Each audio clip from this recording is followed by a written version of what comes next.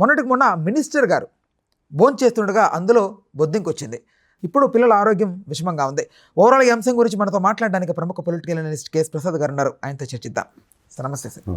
Sir అంటే ఏంటి sir అసలు ఎక్కడ తప్పిదం జరుగుతోంది? ఫుడ్ కమిషన్ ఏంటి, దీన్ని ఎలా వ్యవహరిస్తుంది పిల్లల పట్ల? అంటే పీరియాడికల్ మానిటరింగ్ కానీ, లేదంటే పీరియాడికల్ చెకప్స్ కానీ, లేకపోతే నాణ్యమైన ఫుడ్కి ప్రభుత్వ విధానంగా దాన్ని ఎప్పుడైతే ప్రకటించి ముందుకెళ్తుందో, ఇప్పుడు గత ప్రభుత్వం ఆ మెనూతో సైతం they have announced and they made it as a practical thing. కానీ ఇక్కడికి వచ్చేసరికల్లా ఏమవుతుందంటే ప్రభుత్వం ఈరోజు వాళ్ళకి ఫుడ్ పెట్టే విధానం మీద గత విధానాన్ని కంటిన్యూ చేస్తున్నారో లేదో కూడా ఎవరికి అర్థం కావట్లేదు. సో అంచేతే ఈ ప్రభుత్వ విధానంలో ఇవాళ తీవ్రతలు ఎక్కడికక్కడ మానసికవేత్తలు ఎక్కడికక్కడ కొట్టొచ్చినట్టు కనబడుతున్నాయి. ఈ దేవరకొండ గురుకుల పాఠశాలలో 25 మంది పిల్లలు ఫుడ్ పాయిజనింగ్ అయ్యి తీవ్ర అస్వస్థతకు గురయ్యారంటే ఎట్లాంటి ఫుడ్ వాళ్ళకి పెడుతున్నారో చూసుకోమనండి. ఈవెన్ మొన్న గౌరవ హోంమంత్రి గారు అనితమ్మ గారు వెళ్ళినప్పుడు కూడా వాళ్ళ కనీస బాధ్యత కూడా లేకుండా, ఒక మంత్రివర్యులు వచ్చినప్పుడు కూడా ఎలాంటి ఫుడ్ ఇవ్వాలన్నది కూడా ప్రాథమిక అవగాహన లేకుండా they have taken things as granted. అంటే ఏంటి, వీళ్ళకి దేని మీద బాధ్యత లేదు, వాళ్ళ వృత్తి మీద వాళ్ళకి బాధ్యత లేదు. తర్వాత ప్రభుత్వం ఫ్రీగా పెడుతున్న దానికి బాధ్యతాయుతంగా విధి నిర్వహించడానికి కూడా వాళ్ళకి కనీసం బాధ్యత లేదన్నది ఈరోజు ఈ దేవరకొండలో జరిగిన తీవ్రత బట్టి ఇంకొకసారి ఎస్టాబ్లిష్ అయింది. ఇది రిపీటెడ్గా జరుగుతున్నాయి. ఇప్పుడు ముఖ్యమంత్రి గారు పర్యటనలో తర్వాత జరిగిన వీటిలో ముఖ్యమంత్రి గారి స్థాయిలోనే వచ్చి ఇక్కడ పర్యవేక్షిస్తున్నారు అన్నది, లేకపోతే గౌరవ హోంమంత్రి గారి స్థాయిలోనే వచ్చి పర్యవేక్షిస్తున్నారు అన్నది వాళ్ళకి ఒక చేతావని అవ్వాలి. కానీ ఈ విధంగా ఉంటే అసలు బొద్దింక దొరికిన తర్వాత హోంమంత్రి గారి భోజనంలో ఈరోజు గురుకుల పాఠశాలలో ఫుడ్ పాయిజనింగ్ ఏంటంటే వాళ్ళకి ఎంత ఇగ్నోరెంట్గా ఉన్నారో, ఎంత నెగ్లిజెంట్గా ఉన్నారో వాళ్ళ విధి పట్ల ప్రభుత్వం ఖచ్చితంగా కఠిన చర్యలు తీసుకోవాలని ప్రేరేపించాలి. ఎందుకంటే అపంశుభం తెలియని పిల్లలు గురుకుల పాఠశాలలో అమ్మానాన్నలు లేకుండా వాళ్ళు ఒంటరి జీవితాలు అనుభవిస్తూ వాళ్ళకి ఇలా తీవ్రమైన సమస్యలు ఉత్పన్నం అవుతున్నాయంటే, పట్టెడు అన్నం కూడా పెట్టలేని నిస్సాయ స్థితిలో గురుకుల పాఠశాలలు ఉంటున్నాయంటే ఈ విధంగా ఎక్కడికి డ్రైవ్ అవుతున్నాయో కనుక్కోమనండి. ఒకటి మాత్రం నేను చెప్పగా, ఈ దేవరకొండలు ఫుడ్ పాయిజనింగ్ అన్నది కొన్ని సందర్భాల్లో కొంతమందికి ఫుడ్ రియాక్షన్స్ వస్తాయి పిల్లలకి, ఏదో వాళ్ళకి పొట్లకాయ అంటుంది. అదే ఒక పాపకో బాబుకో పొట్లకాయ పడకపోవచ్చు, లేదంటే గుడ్డు పొట్లకాయ కలపవచ్చు, ఏముంటాయి. కొంతమందికి చూడండి స్కిన్ ఎలర్జీలు వస్తాయి కొన్ని ఫుడ్లు పడక. అది దాన్ని ఒక విధంగా పరిగణించాలి. హెన్స్ఫోర్త్ ఈ కూర ఉన్నప్పుడు అన్నం తినకరా పప్పు తిను ఏదో చెప్పాలి. కానీ ఇది ఏకంగా ఫుడ్ పాయిజన్ అయ్యి 25 మంది పిల్లలు అస్వస్థకు గురి హాస్పిటల్ పాలవడం అంటే ఇది ఖచ్చితంగా ఫుడ్ కంటామినేషన్ అనే చెప్పాలి. అంటే ఖచ్చితంగా క్లీన్లీనెస్. పాలు కాచి గిన్నె ఉంటుంది, సరిగ్గా తోమపోతే అది పాలు ఇరిగిపోవాలి. అలాగే మీరు ఆ క్లీన్లీనెస్, హైజీనిక్ ఇలాంటి సిచ్యువేషన్స్ ఏమి మెయింటైన్ చేయకపోతే ఏమవుతుంది? ఇట్లాంటి తీవ్ర సమస్యలు ఉంటాయి. వండిన ఫుడ్లో నాణ్యత లేకపోతే, ఉడకకుండా పెడితే కడుపులో ఏమవుతుందండి చిన్నపిల్లలకి? ఉడకని ఫుడ్ ఏమైనా పెట్టండి, దొడ్డు రైస్ లాగా. ఇప్పుడు మీకు సన్నబియ్యం ఇవ్వచ్చు, కానీ సన్నబియ్యం సరిగ్గా ఉడకపోతే అవన్నీ వాళ్ళకి పిల్లలు కదా. ఆ న్యూట్రిషను, డైటీషను వీళ్ళందరూ ఎక్కడ ఉన్నారు? బట్ ఫుడ్ కమిషన్ ఒక పక్క సీరియస్ యాక్షన్స్ తీసుకుంటూనే కనిపిస్తూ ఉంటుంది. ఎక్కడైనా కొంచెం మీకు కనబడితే చెప్పండి, నాకైతే కనపడదు. యూట్యూబ్ ఛానల్స్లో కూడా మనం చూసాం కదా సార్. ఆయన యూట్యూబ్ ఛానల్ ఏమండి, మెయిన్ స్ట్రీమ్ ఛానల్లో మీరు ఏమైనా చూసారా వార్త? మన బొద్దింకి వచ్చిన దాని మీద ఇన్స్టెంట్ రియాక్టివ్ మోడ్ ఏమన్నా సస్పెండ్ చేసింది చూసారా? మరి they take things as granted. అంటే జరుగుబాటు మాకు జరుగుతుంది, ఇలాగా ఎవరు మమ్మల్ని ఆపేది అన్నట్టు ఉన్నారు వాళ్ళు. బట్ ఇవి దీంట్లో మార్పులు చేర్పులు ఎలా చేస్తే బెటర్? గవర్నమెంట్ ఉన్నదాన్ని కంటిన్యూ చేయాలండి. ఈ పాలసీ ఇప్పుడు ఫర్ ఇన్స్టెంట్ వీక్లీ మెనూ ప్రకారం గత ప్రభుత్వం నడిపింది. వీక్లీ మెనూ కాకుండా పౌష్టికాహారం ఈ ప్రభుత్వ విధానం కొత్త ఇది చెప్పాలి కదా. 25 మందికి ఎవరు సార్ బాధ్యత వహించాలి? ప్రభుత్వమే బాధ్యత వహించాలి.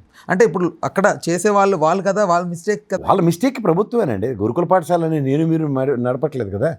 ప్రభుత్వ ఆధీనంలో ఉన్న గురుకుల పాఠశాల ప్రభుత్వ బాధ్యత మీదే ఉంటుంది. వాళ్ళు ఏ విధమైన నిర్ణయాలు తీసుకొని వాళ్ళకి డిసిప్లినరీ యాక్షన్స్ ఎట్లా ఉంటాయో వాళ్ళ నిర్ణయం అది. మనం కాదు చేయవలసింది, ప్రభుత్వం చేయాలి. ఇన్స్టెంట్ రియాక్టివ్ మోడ్లో గిరిజన శాఖ మంత్రి ప్రతిస్పందించాలి దాని మీద. గిరిజన విద్యాశాఖ మంత్రులు ఇద్దరు ప్రతిస్పందించి దాని మీద ఇన్స్టెంట్ రియాక్టివ్ మోడ్లో డిసిప్లినరీ యాక్షన్లో వాళ్ళని సస్పెండ్ చేస్తూ అండ్ దాని మీద ప్రాపర్ ఎంక్వైరీ చేసి.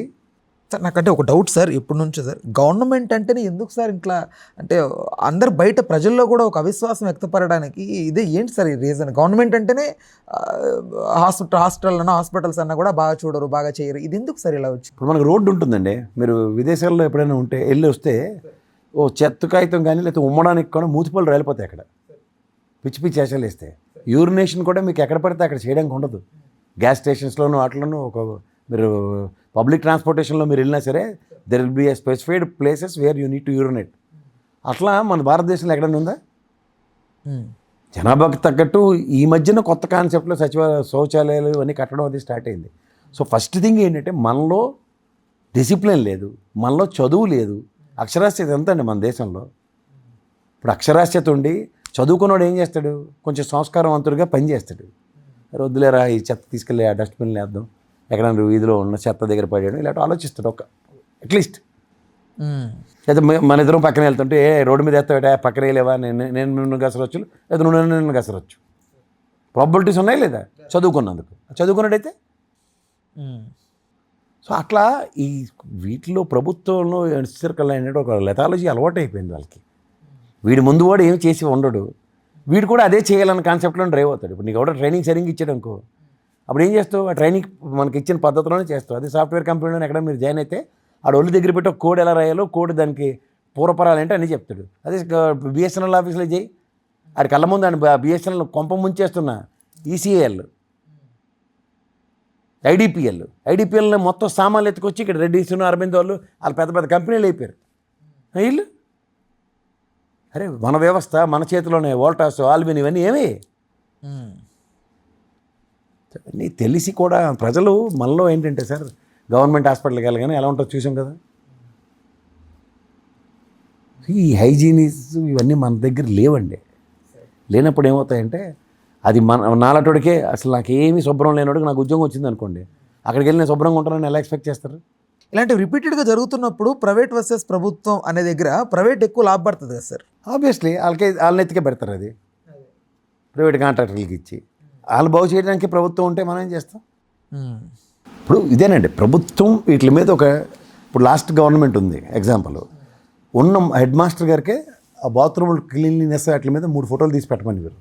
అప్పుడు ఎవరికి బాధ్యత పెంచితే నచ్చలేదు ఈ ప్రభుత్వానికి, వాళ్ళకి ఉద్యోగస్తులకి ఎప్పుడైతే బాధ్యత పెంచితే నచ్చకపోతే కాన్సిక్వెన్సెస్ రిప్రికేషన్స్ ఎవరు ఫేస్ చేశారు? ప్రజాస్వామ్యంలో ఉన్న ప్రజలే కదా. జవాబుదారీతనం అనేది ఎప్పుడైతే కొరబడుతుందో దానికి వచ్చే కాన్సిక్వెన్సెస్ ప్రజలే బాధపడుతూ ఉంటారు. అది గురుకుల పాఠశాలలో ఉండండి, లేదా ప్రాథమిక పాఠశాలలో ఉండండి, లేదా హాస్పిటల్లో ఉండండి, ప్రభుత్వం నిర్వహించే ఏ కార్యక్రమం. సో ఇట్లాంటి వాటిల్లో ఏంటంటే ప్రభుత్వం ఒక క్రిస్టల్ క్లియర్గా ఒక డిజైన్డ్ ప్రోగ్రాంలో వాళ్ళకి ఇన్స్టెంట్ అండ్ పీరియాడిక్ చెకప్స్తో ఎక్కడికక్కడ చేతామని ఇచ్చుకుంటూ వెళ్తే దాని యొక్క పర్యవసానాలు విపరీతంగా కాకుండా సరళీకృతంగా ఉంటాయి. ఇది చేయడానికి ప్రభుత్వం ఖచ్చితంగా ఒక విధి విధానాలు తర్కణం చేసుకోవాలి, లేదంటే కష్టం. ఇలాగ పునరావృతం అవుతుంటే మాత్రం ఖచ్చితంగా ఇది డిబేటబుల్ టాపిక్. అది సార్ ఫుడ్ కమిషన్ చైర్మన్ గారు కూడా ఆయన ఇన్స్పెక్షన్స్ చేస్తూ వీడియోస్ యూట్యూబ్లో అవి పెడుతూ ఉంటారు, కొంచెం అక్కడికక్కడే దండిస్తూ అందరినీ. బట్ దానివల్ల కూడా ఎంత ఎఫెక్ట్ గత ప్రభుత్వంలో ఇప్పుడు కూడా చేస్తున్నట్టుగా చూసాం సార్ కొన్ని వీడియోస్.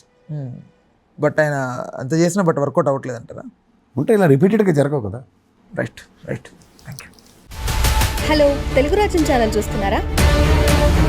సామాజిక రాజకీయ జీవన చిత్రణే తెలుగు రాజ్యం. అతిశయోక్తులు అసత్యాలు ఉండవు. రాజకీయ కోణం కాదు, ప్రజా కోణమే కొలబద్ద. తెలుగు రాజ్యం వీక్షణ మీ ఉత్తమ అభిరుచికి నిదర్శనం.